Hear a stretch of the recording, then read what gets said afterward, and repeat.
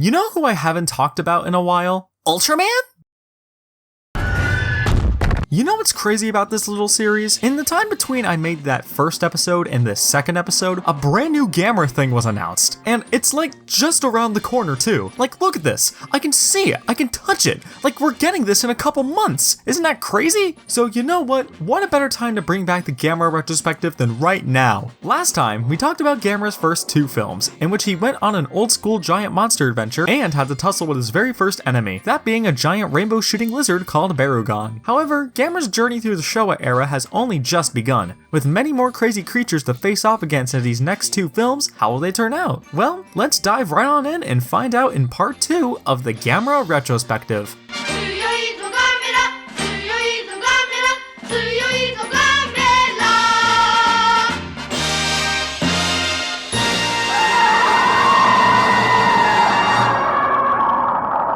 Continuing from where we left off, we arrive at 1967's Gamera VS Gyaos. Unlike the first 2 films, which I thought were just okay, this one I thought was also pretty okay, but it's definitely better than the first Gamera, so I'll say that. Much like Barugon, Gyaos has a series of trade-offs that make it somewhat even out with the film that preceded it. The big one that I think saves this movie the most is that this is just way more fun than the previous 2 Gamera films. The original Gamera and Barugon both had issues relating to how certain scenes dragged on for a bit too long and could come off as a bit dull as a result. Fortunately, you don't get that in Gyaos. No scene really feels too long. There may be 1 or 2 scenes that drag ever so slightly, but once that happens, that's when they end. This is certainly not a dull movie. However, the negative half of these trade-offs once again come back to the characters in this film. Once again, the characterization goes back to how it was in the original Gamera, that being that there really isn't any at all. However, they're still entertaining and enjoyable to watch even when the monsters aren't on screen. I do want to talk about the main story real quick because I think it's kinda weak. So the main story revolves around the construction of this highway. Part of it has to cut through this village, but the people living in the village do not want to pave through it, or at least they're holding out until they can get a large enough payment in cash so they can move away and live like kings. To summarize this story in the most entertaining way possible, it's, no, we don't want to sell our land to you. We're gonna wait until we get a high enough bribe and then sell the land. Okay, we're ready to sell the land. Actually, we're rebooting the highway. You son of a bitch, we could have sold it sooner and gotten more money. Actually, you know what? We're just gonna continue the highway as is. And then everyone laughs and the movie ends. Was that entertaining for you guys? I sure hope it was, because this whole plot line is agonizing to type out in script form. It's also probably the reason why this episode took so much longer to release after the first one, the more and more I think about it. Anyways, my big problem with the story mainly comes around to the resolution and how it really doesn't exist. Like, the conflict gets resolved, the highway gets built anyway, but throughout the movie there's this whole tension between the highway workers and the village people, and it seemingly never gets resolved. Well, okay, I think it does, but it's not 100% clear to me. So, the village elder goes to the military and highway people and asks them about a plan to start a forest fire to attract Gamera to fight Gyaos. Everyone's on board with the idea, and then the main highway guy is like, yeah, we can help out with that. And then they do. And I think that's how the whole conflict is resolved, and if it is, then it just comes off as very unclear to me. Looping back around to the characters for a brief moment, there is one that I do want to mention. Eichi, the main kid of the movie. Eichi is basically the start of the classic Gamera kid character. Yeah, we did have Toshio in the first Gamera, but Eichi is where the formula really solidifies itself. He's a kid who knows a ton about Gamera and Gyaos and is frequently brought in at multiple points in the movie to talk about the monsters and bring up different points about them, such as how Gyaos only comes out at nighttime or how Gamera loves fire, both of which are key elements in the story. I'm not bothered by this, however. It seems pretty natural to me that a kid who loves monsters would know a lot of information about them, and in this particular case, Gyaos basically lives right next door, so of course he'd know a lot about him, and everyone knows that Gamera loves fire, so all these check out to me. You believe that this kid knows this much about these monsters. Speaking of the monsters, let's talk about them for a minute. Gamera vs. Gyaos is the film in which I'd say Gamera's character is solidified.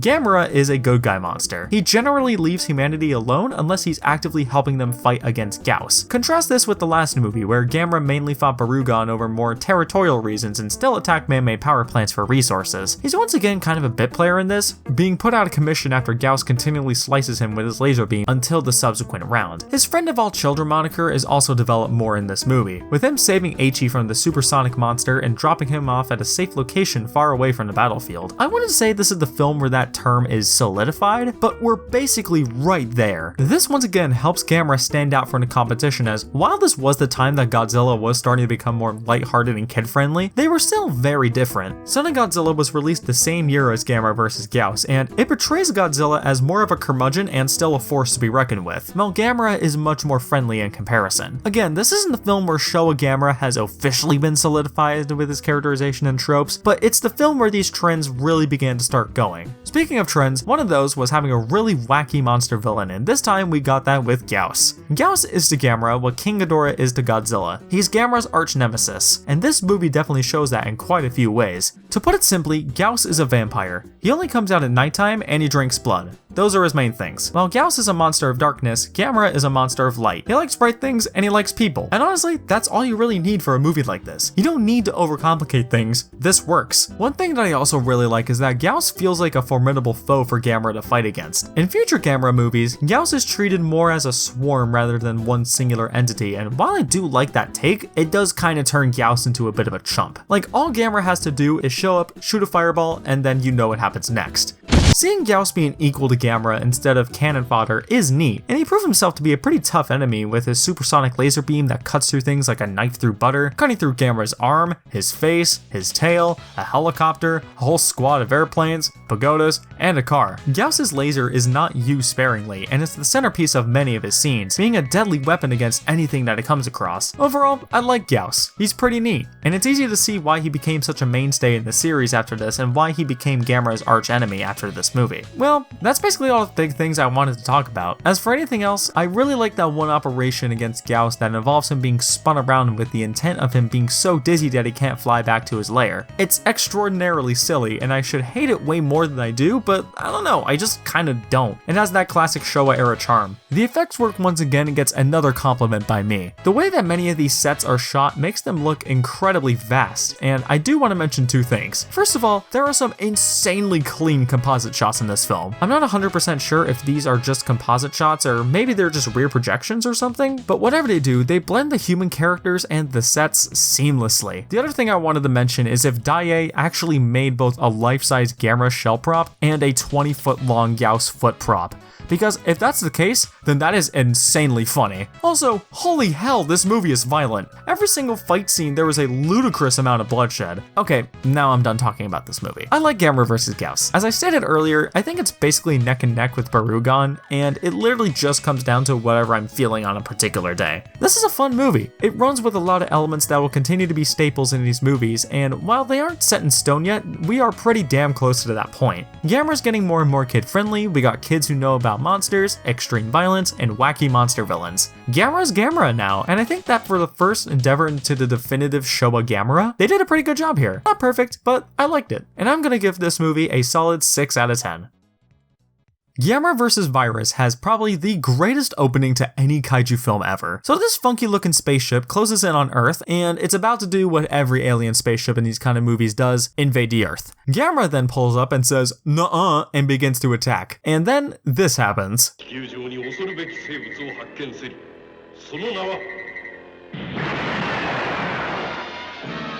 That's incredible. Unfortunately though, this is where the movie peaks. Yeah, Gamera vs. Viras didn't really gel with me as much as the past 3 Gamera films. Something that I want to bring up first and foremost is this movie's use of every kaiju fan's least favorite Showa era trope, stock footage. Gamera vs. Viras is the first Gamera film to heavily rely on it. Now, for context, I watched the original 1968 theatrical cut of this movie that runs about 72 minutes long, or about an hour and 12 minutes. Now, in this cut of the film, not only do you get scenes reused from both Gamera vs. Barugon and the very first Gamera film where Gamera goes about destroying Tokyo, still in black and white I might add, but you also get a flashback scene as the virus aliens probe Gamera's mind and find footage from both the first Gamera film and Gamera vs. Gyaos. This sequence is just under 2 minutes long, and even with that relatively short runtime, I thought that it began to drag. So let me put you into a bit of a scenario for a minute. After watching this version of the movie, you learn that there are 2 longer cuts, an 81-minute long cut and a 90-minute cut. You think, oh, maybe that extra runtime has more new special effects scenes that were added to the original cut. And then you learn that it's just 9 more minutes of stock footage. So then you think, well, maybe the 90-minute cut has some newly filmed effects scene. 18 minutes of stock footage.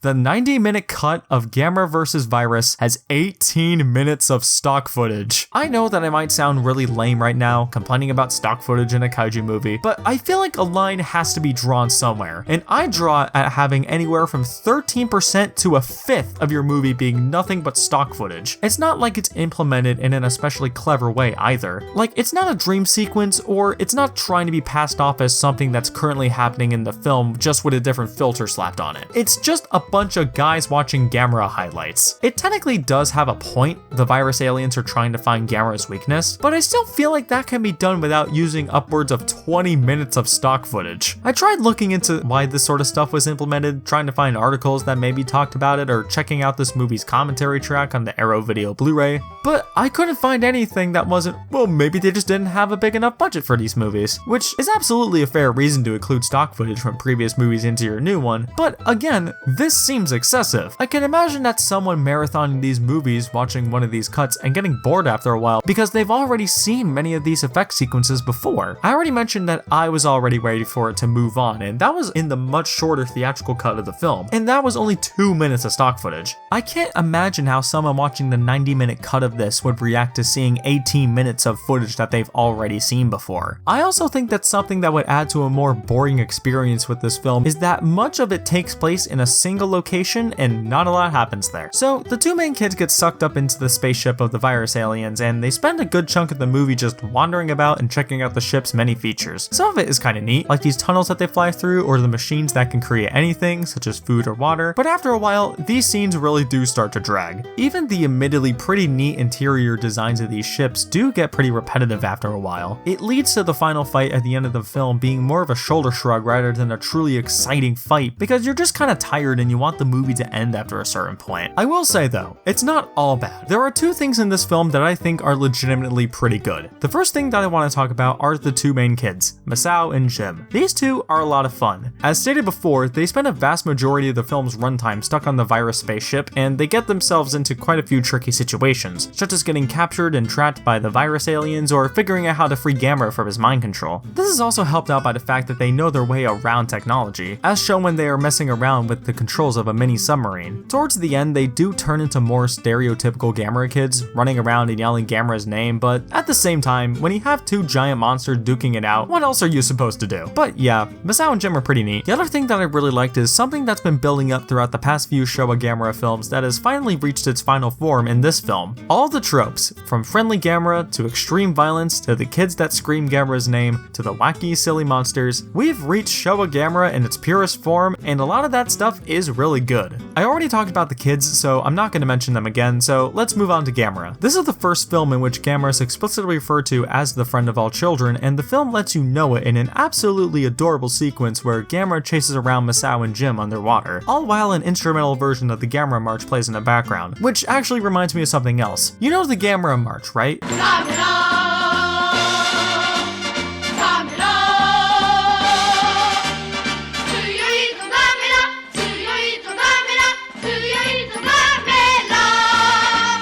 It makes its debut in this movie, playing over the opening credits of this film as well as a couple of other times, such as when Gamera's racing against the submarine, which I already mentioned, or when he's fighting Virus. I don't have a lot to say about it other than it's neat that one of the most iconic things about the franchise was properly introduced in this movie. I mentioned the fights earlier, let's talk about them. I mentioned how I thought Gamera's battles with Barugon and Gyaos were pretty brutal, but those are tame in comparison to what Virus is giving us. That big fight at the end of the movie is the definition of tonal whiplash, because one minute you have scenes like this,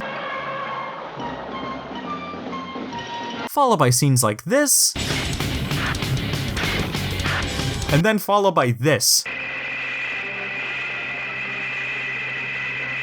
And then it ends with Virus presumably disintegrating in the ocean. I should mention that all of this happens in a 4-minute time frame, so imagine how I felt watching this movie. It was an absolute trip, let me tell ya. Moving on to the silly goofy monsters, Virus is kinda whatever. I don't really have a lot to say about him. He's a silly little guy, though I think the whole squid design he's got going on doesn't really work. Maybe I'm just spoiled by how good other tentacle monsters are in other kaiju films, but this just kinda looks like a dude who put on a squid head and called it a day. I have been referring to the the aliens in this movie as the virus aliens because the aliens themselves turn into the giant virus at the end of the movie. So technically speaking, this right here was a completely conscious choice on their behalf. This is different from just being some big dumb animal shooting laser beams and hitting the big turtley idiot. No. This is deliberate. Nothing to add here, I just think it's really funny. Other than that though, there isn't really much else for me to say about this film that I haven't already said about the previous Gamera films. The good stuff in Gamera vs. Virus is pretty dang good, but it's balanced out by some pretty boring stuff too. It absolutely has its charm and I will by no means call it a bad film, but thus far it is easily my least favorite Showa Gamera offering, and I'm gonna give it a 5 out of 10. And just like that, part 2 of the Gamera Retrospective is finally out. This video should have been out way sooner, but like I stated before, these movies in particular were pretty difficult for me to properly write down my thoughts on, so I do apologize for that. As Gamera Rebirth gets closer and closer each passing day, I promise to get more episodes of this series out as soon as possible. Not every video, but it will be often enough. So with that said, what did you guys think of Gamera vs. Gyaos and Gamera vs. Virus? How do these rank amongst all the other Gamera films? Be sure to leave your thoughts on those and more in the comment section down below, and be sure to follow me on my social medias and join my Discord server if you want updates on my upcoming videos or just want to hear my goofy rants about all sorts of stuff. And if you liked what you saw and want to see more, then be sure to hit that subscribe button. Either way, I'm Sam the Giganfan, hoping that you have a lovely rest of your day and telling you all to wash your hands.